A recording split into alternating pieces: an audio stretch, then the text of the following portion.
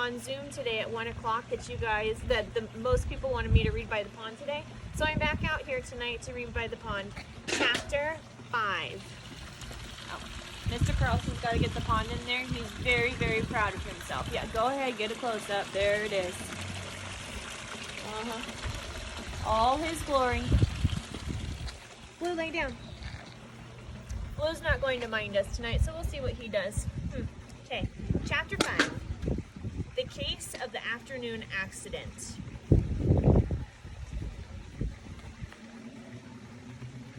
Yeah, that's right.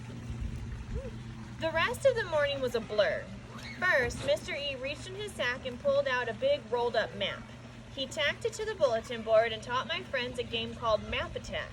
I couldn't really see what was going on because they stood in front of the map and blocked my view. It was very noisy and the rest of the class seemed to be having fun. Next came Animal Edition. This time, Mr. E pulled out finger puppets in different animal shapes and the class played some kind of adding and subtracting game. I don't know why they needed fake animals when there were two perfectly good real animals in the room, but nobody seemed to notice Og and me. My classmates enjoyed the game, but I thought the games were a little easy for them, especially for Small Paul, who was a math whiz. Then, right after lunch, something odd happened. The door opened and my friends all streamed in, talking and giggling as usual, but when they were all at their seats, I noticed that one chair was empty. Were they playing the game they played yesterday? Who's missing? I squeaked loudly. I guess I didn't squeak loudly enough. Luckily, helpful Holly also noticed that Harry was missing. Excuse me, Mr. E, she said. Yes, Holly, he asked. She pointed at Harry's empty chair. Harry didn't come back from lunch. Mr. E looked at the empty chair and scratched his head. Oh, he said. Does anyone know where he is? I didn't have any idea, and neither did any of my friends. Holly's hand shot up. I'll go look for him, she said. I'm sure he'll turn up in a minute, Mr. E said. I don't think Mrs. Brisbane would ever say that. She'd worked hard since the beginning of the school to help hurry up Harry learn to be on time. Mrs. Brisbane spends a lot of time thinking up ways to help her students, or at least she did. I spent a lot of time thinking up ways to help Mrs. Brisbane, but how could I help her if she wasn't here? Mr. E was trying to tell my friends how to play Word War when the door opened and Harry strolled in. Welcome back, Mr. E said. Glad you can join us. Thanks, Harry said. That was it. Did Mr. E think it was fine for Harry to come to class whenever he felt like it? The game began when Mr. E wrote a word on the board. Then two students ran up and made a list of new words by adding letters to the beginning or end.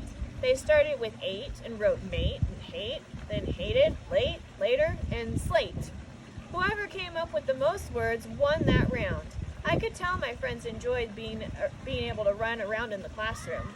They got louder and louder as they cheered each other on as the game got more and more exciting. Then Mr. E wrote another word on the board, eat. I've got it, slow down, Simon shouted as he raced to the board. I know, be careful, Kelsey said as she ran up to the board. Simon didn't slow down. Kelsey forgot to be careful. The two of them rammed right into each other. Ow! Simon yelled, holding the side of his head. Ow! Kelsey shouted, clapping her hand over her eye. Kelsey cried a little, and Simon kept saying, ow! Ow! All right.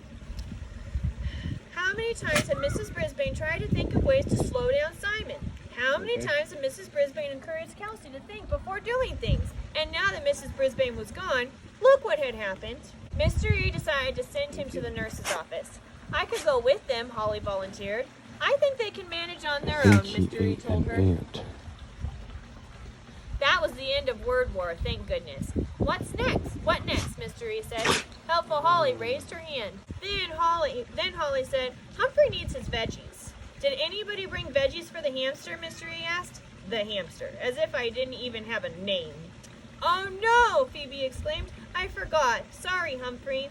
I might have felt discouraged, except for the fact that 6 hands went up in the air. A lot of my friends had remembered to bring me a treat. Just Joey offered a piece of lettuce. Tall Paul brought me a blueberry.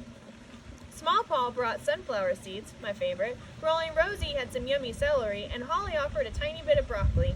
Thomas gave me his carrot sticks again, which isn't really a good thing because he should eat his veggies every day. There were so many hamsterlicious things to eat, I hid some of them in my cheek pouch and the rest in my bedding. It's always nice to save a little something for the future. I was still busily nibbling when Simon and Kelsey came back. Simon was holding an ice pack on the side of his head. Kelsey had an ice pack on her eye. Everything all right now, Mr. E asked? All right, we had to send Blue back inside. He was getting a little bit too mischievous. So, okay, here we go. Then Mr. E wrote another word on the board. Eat. I've got it, Slow Down Simon shouted as he raced to the board. I know, Be careful, Kelsey said as she ran up to the board. Simon didn't slow down. Kelsey forgot to be careful. The two of them rammed into each other. Ow, Simon yelled, holding the side of his head. Ow, Kelsey shouted, clapping her hand over her eye. Kelsey cried a little, and Simon kept saying, ow, ow. How many times had Mrs. Brisbane tried to think of ways to slow down Simon? How many times had Mrs. Brisbane encouraged Kelsey to think before doing things? And now that Mrs. Brisbane was gone, look what had happened. Mr. E decided to send them to the nurse's office. I can go with them, Holly volunteered. I think they can manage on their own, Mr. E told her. That was the end of word war, thank goodness. What next, Mr. E said. Helpful Holly raised her hand. It's time to look after Humphrey and Og, she said. Oh, right, Mr. E said. Then Holly said, Humphrey needs his veggies. Did anybody bring veggies for the hamster, Mr. E asked the class. The hamster, as if I didn't even have a name. Oh no, Phoebe exclaimed. I forgot. Sorry, Humphrey. I might have felt discouraged, except for the fact that 6 hands went up in the air. A lot of my friends had remembered to bring me a treat. Just Joey offered a piece of lettuce. Tall Paul brought me a blueberry. Small Paul brought sunflower seeds, my favorite. Rolling Rosie had some yummy celery, and Holly offered a tiny bit of broccoli. Thomas gave his carrot sticks again, which isn't really a good thing because he should be eating his veggies. There were so many hamsterlicious things to eat. I hid some of them in my cheek pouch and the rest in my bedding. It's always nice to save a little something for the future. I was still busily nibbling when Simon and Kelsey came back. Simon was holding an ice pack on the side of his head. Kelsey held an ice pack on her eye. Everything all right now, Mr. E asked. They both nodded and took their seats. I think it's story time, Mr. E said. My ears twitched when he said that. Was he finally going to read the rest of Sherlock Holmes, the story from the big red book? My friends were on edge of their chairs as well. Mr. E reached in his sack and pulled out a piece of paper, which didn't look like anything like a book. Let's write down our own silly stories, he said. I sighed. Was I ever going to hear the rest of the Red-Headed League and learn how a real detective works? Mr. E then asked the class to supply different words, nouns, verbs, words that describe things. Oh, I didn't know there were so many different words. He wrote each of them on a piece of paper. Then he made up a silly story using all those words. The story made no sense at all, but my friends liked it. The door suddenly burst open, and standing there was Mrs. Wright. Her fingers were on her whistle, which made me nervous. Luckily, she didn't blow it. In one hand, Mrs. Wright had a clipboard. It's Mrs. Wright, Mr. E said. Right? Mr. Endonopoulos, Mrs. Wright said. I'm co-chairperson of the school safety committee. I understand there have been injuries in the classroom. A little accident, he said. Kids will be kids. Mrs. Wright shoved the clipboard toward him. You will have to fill out an accident report. Their parents will be notified. It was just an accident, Mr. E said. There were injuries on school property, she said. A report must be filed.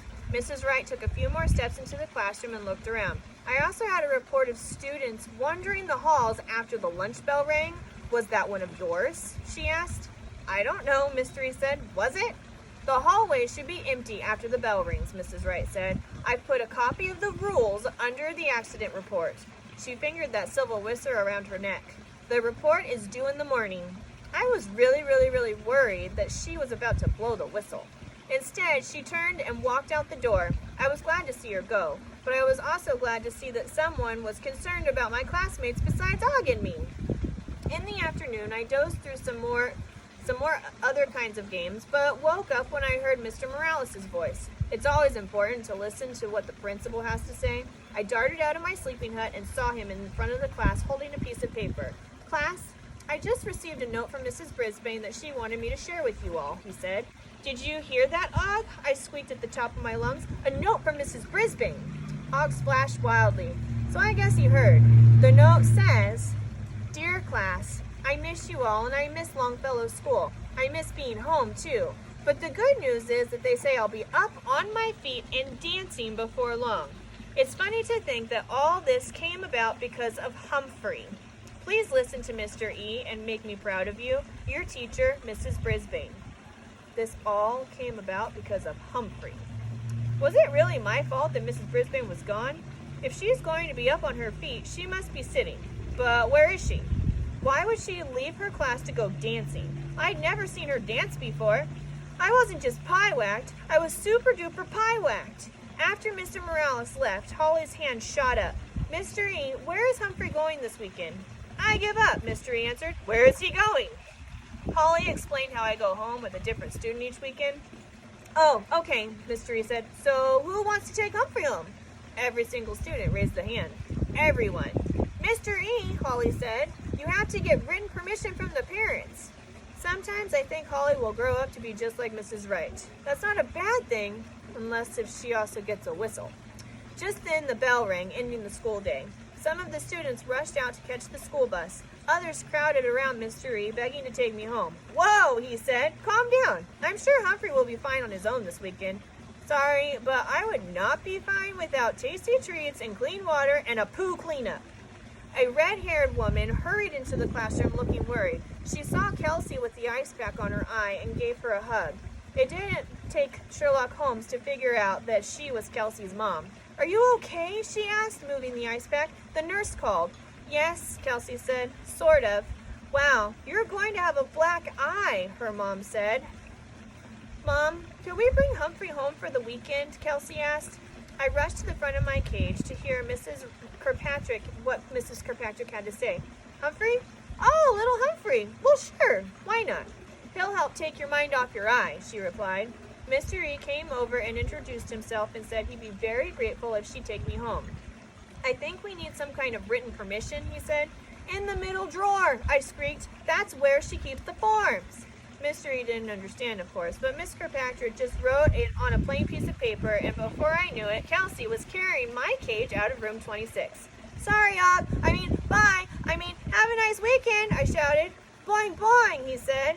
It was a slightly sad sound. I always felt guilty when I had to go away for the weekend and leave Og behind. But that Friday, I felt absolutely rotten. After a few days without Mrs. Brisbane, he would probably be extra lonely this weekend. Humphrey's Detectionary, a mystery. Why are some people, even teachers, positively clueless about how to care for a hamster? And he spelled positively, P-A-W, like his paw. All right, roommate, so for tomorrow, ooh, Blue's not being good again, I can hear it. For tomorrow, chapter 6, the case of the baffling ballerina. All right, good night, guys, or actually, good morning. I'm going to post this in the morning. Good morning.